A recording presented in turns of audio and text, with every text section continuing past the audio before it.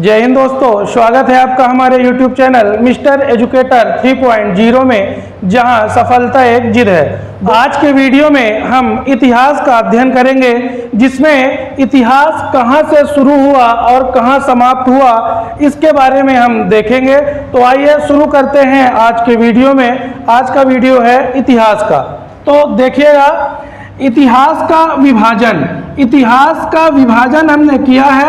इतिहास को अध्ययन की दृष्टि से 3 भागों में बांटा गया है।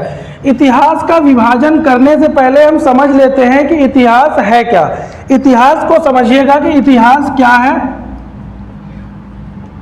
इतिहास तो जो भी बीता हुआ समय है वह इतिहास कहलाएगा, चाहे वो समय कितना भी पुराना हो। बीता हुआ समय यानी जो अभी समय बीत गया, कल का, परसों का, ये भी इतिहास कहलाएगा। आज से 10 साल पहले, 50 साल पहले, ये भी इतिहास कहलाएगा। और 100 साल, 1000 साल, 1 लाख साल पहले, वो सब इतिहास का हिस्सा कहलाएगा। तो इसकी परिभाषा से ही आप ये समझ सकते हैं कि हमारा इतिहास कितना विशाल है। ठीक, इतने विशाल इतिहास को हम कैसे पढ़ें, तो इसे सुविधाजनक बनाने के लिए इतिहास को अध्ययन की दृष्टि से 3 भागों में बांटा गया है। तो याद रखना है आपको कि इतिहास को अध्ययन की दृष्टि से कितने भागों में बांटा गया है? 3 भागों में। आइए हम देखते हैं इतिहास का विभाजन। इतिहास का विभाजन करने से पहले हम कुछ प्रश्नों को समझ लेते हैं जो डायरेक्ट प्रश्न बन जाते हैं, जैसे इतिहास का जन्मदाता या इतिहास का पिता किसे कहते हैं। ठीक, यह प्रश्न अनेक प्रतियोगी परीक्षाओं में पूछा गया है। तो याद रखिएगा, इतिहास का पिता कहा जाता है हेरोडोटस को। हेरोडोटस ये एक यूनानी इतिहासकार है। हेरोडोटस को इतिहास का पिता कहा जाता है। आपको ये बात याद रखनी है। हेरोडोटस से कई सारे प्रश्न बनते हैं। जैसे हेरोडोटस से पहला प्रश्न बनता है कि हेरोडोटस का संस्कृत नाम, कई बार पूछा जाता है कि हेरोडोटस का संस्कृत नाम क्या था। तो आपको याद रखना है, हेरोडोटस का संस्कृत नाम था हरिदत्त। हेरोडोटस का संस्कृत नाम क्या था? हरिदत्त। दूसरा, हेरोडोटस ने एक पुस्तक लिखी थी, पहली बार जिस पर किसी युद्ध का वर्णन किया गया था, जहां से इतिहास लेखन शुरू हुआ माना जाता है। हेरोडोटस की एक पुस्तक थी जिसका नाम था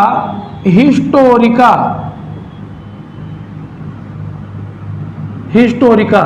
तो याद रखना है, इतिहास का पिता किसे कहा जाता है? हेरोडोटस को कहा जाता है। हेरोडोटस से 2-3 प्रश्न बनते हैं। पहला प्रश्न कि हेरोडोटस का संस्कृत नाम, तो हेरोडोटस का संस्कृत नाम है हरिदत्त। हेरोडोटस की एक पुस्तक है, उसका नाम है हिस्टोरिका। हिस्टोरिका शब्द से ही हिस्ट्री शब्द निकला है, याद रखिएगा।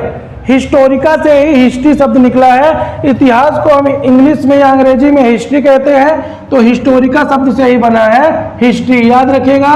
तो इतिहास का विभाजन दोस्तों, इतिहास अज्ञात से आज तक, इतिहास का जो समय है वो अज्ञात से आज तक है। इसका मतलब इतिहास, हमारा इतिहास कब शुरू हुआ था ये आज तक अज्ञात है। आज तक भूगोलवेत्ता या पुरातात्विक ये नहीं पता कर पाए कि जो मानव सभ्यता का इतिहास है वो कितना पुराना है। क्यों? क्योंकि लगातार अन्वेषणों से कुछ साक्ष्य मिलते रहते हैं, जिससे इतिहास का प्रारंभिक समय बदलता रहता है। ठीक, तो हमारा इतिहास कब शुरू हुआ था ये अज्ञात है, याद रखिएगा।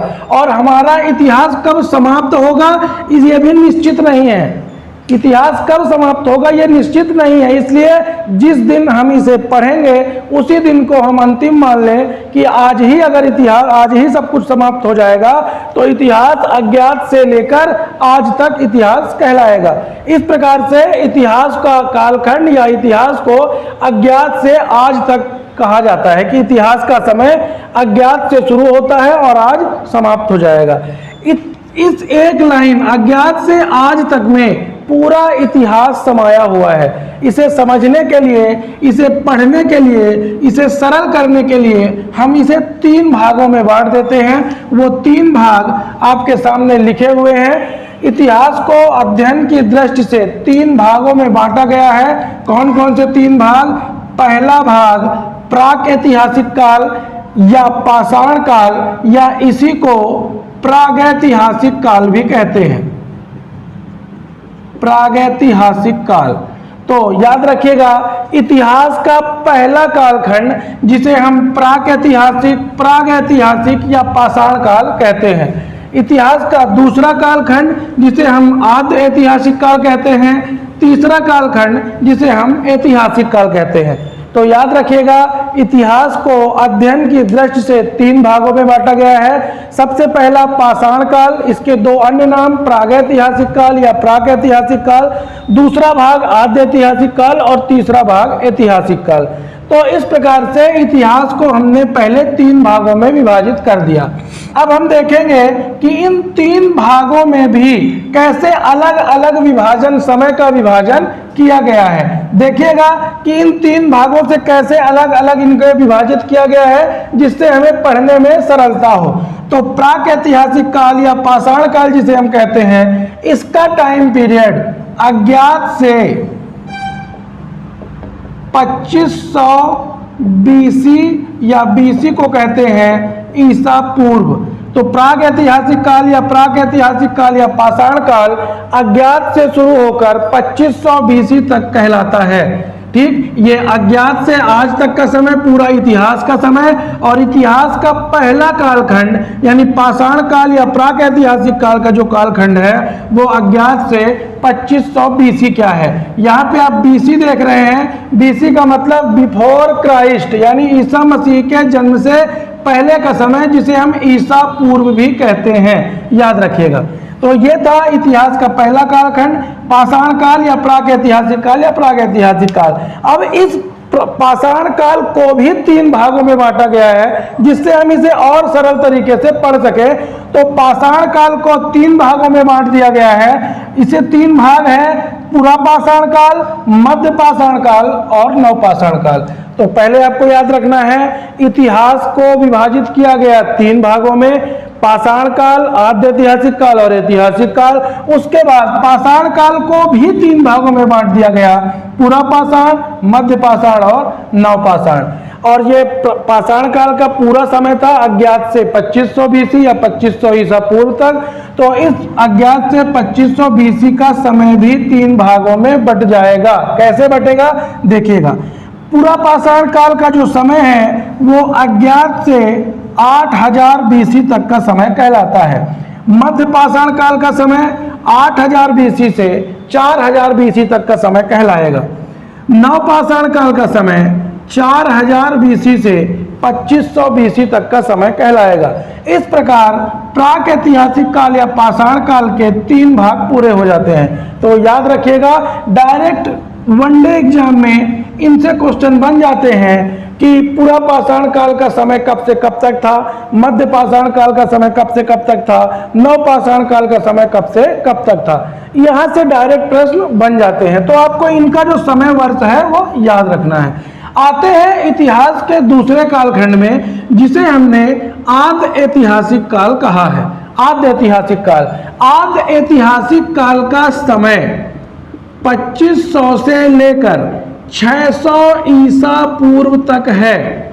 आद्य ऐतिहासिक काल का समय 2500 ईसा पूर्व से लेकर 600 ईसा पूर्व तक है। और आद्य ऐतिहासिक काल को हमने 2 भागों में बांटा है। पहला भाग सिंधु घाटी सभ्यता, दूसरा भाग वैदिक सभ्यता। तो ये समय भी 2 भागों में बढ़ जाएगा। तो देखते हैं पहले भाग को, सिंधु घाटी सभ्यता। सिंधु घाटी सभ्यता का समय काल 2500 ईसा पूर्व से 1500 ईसा पूर्व तक कहा जाता है। तो आद्य ऐतिहासिक काल 2500 से 600, ये 2 भागों में बटा। पहला भाग सिंधु घाटी सभ्यता 2500 से 1500 ईसा पूर्व, दूसरा भाग वैदिक सभ्यता 1500 से 600 ईसा पूर्व।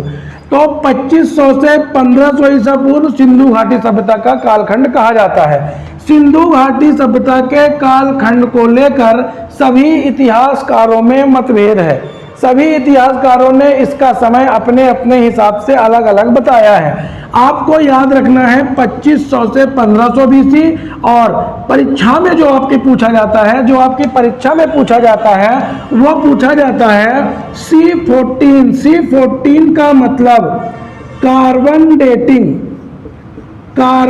डेटिंग पद्धति से सिंधु घाटी सभ्यता का टाइम पीरियड क्या है? तो याद रखना है आपको कि C14 पद्धति से सिंधु घाटी सभ्यता का समय काल 2350 से 1750 ईसा पूर्व तक है। याद रखिएगा इस बात को। चलिए अब आगे समझ लेते हैं वैदिक सभ्यता को। आद्य ऐतिहासिक काल का दूसरा भाग वैदिक सभ्यता।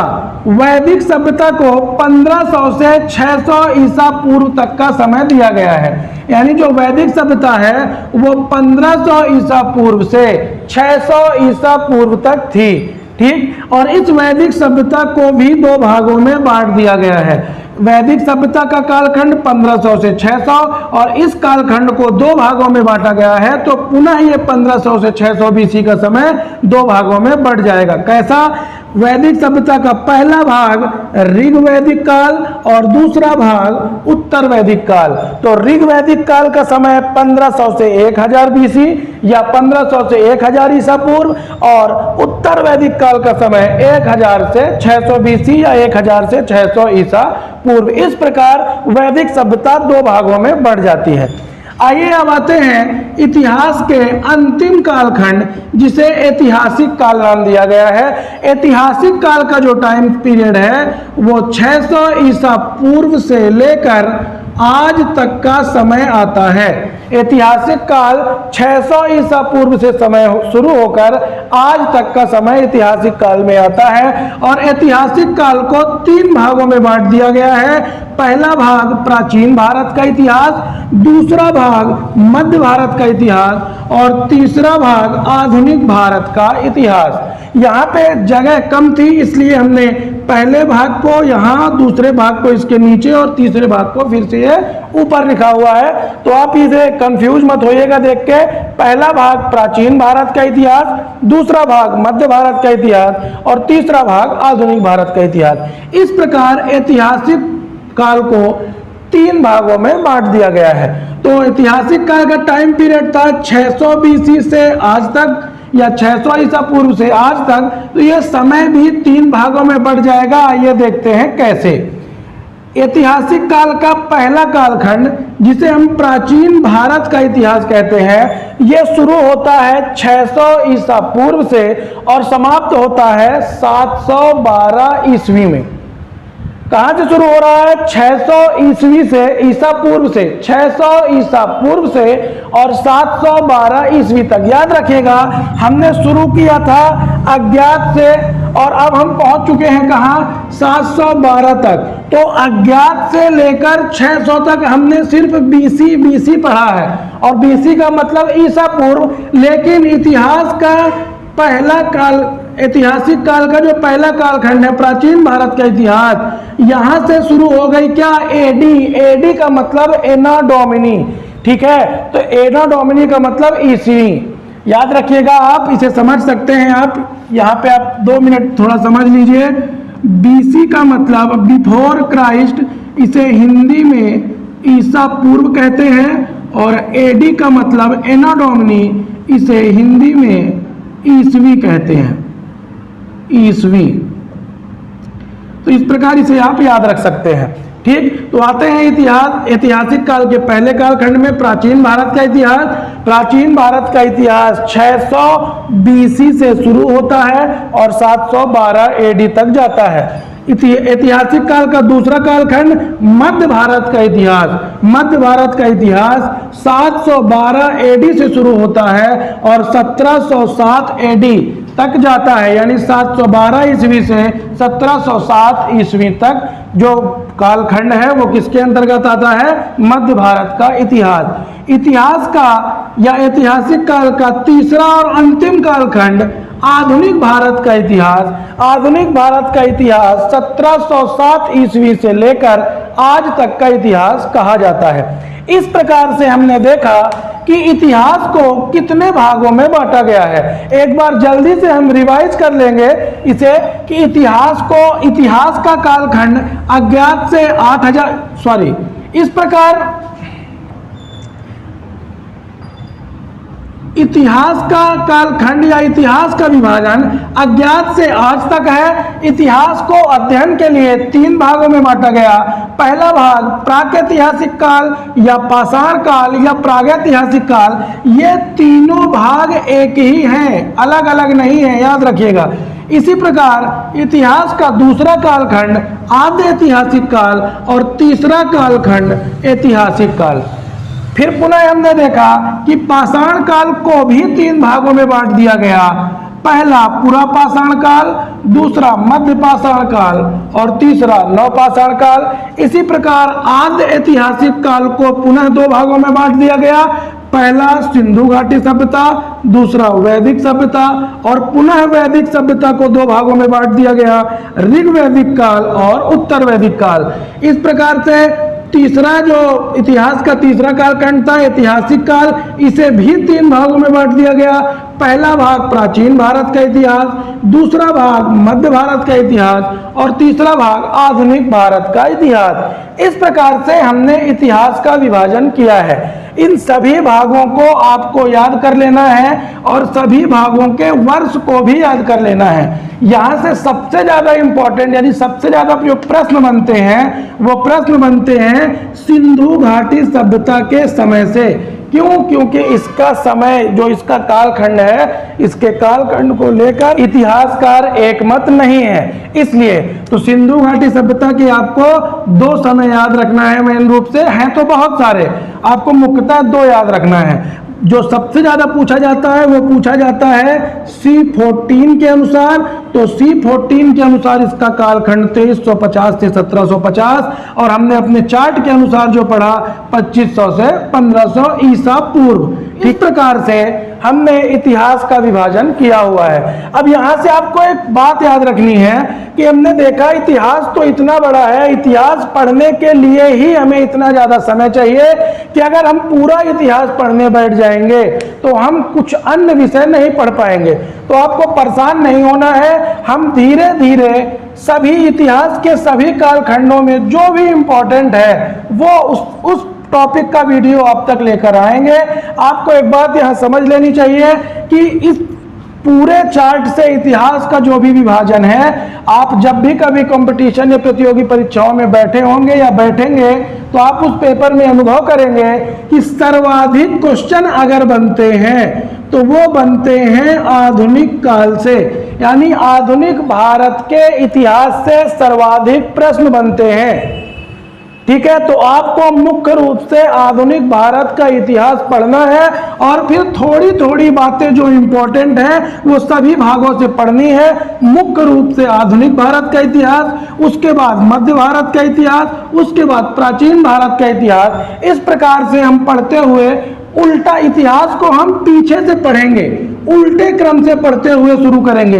यानी सबसे पहले हम आधुनिक भारत पढ़ेंगे, फिर मध्य भारत पढ़ेंगे, फिर प्राचीन भारत पढ़ेंगे। इस प्रकार से पढ़ेंगे हम। क्यों? क्योंकि सबसे ज्यादा जो प्रश्न बनते हैं वो बनते हैं आधुनिक भारत के इतिहास से। तो दोस्तों ये था हमारा आज का वीडियो, इतिहास का विभाजन। इतिहास का विभाजन हमने देखा है। यदि आप लोगों को इस विभाजन में कोई प्रश्न पूछना है या इससे संबंधित कोई आपको डाउट है तो कमेंट बॉक्स में आप उसे पूछ सकते हैं। मैं हर कमेंट का उत्तर व्यक्तिगत रूप से दूंगा और जल्द हम इतिहास के अगले टॉपिक का वीडियो लेकर आएंगे। मिलते हैं अगले वीडियो में, तब तक के लिए जय हिंद दोस्तों।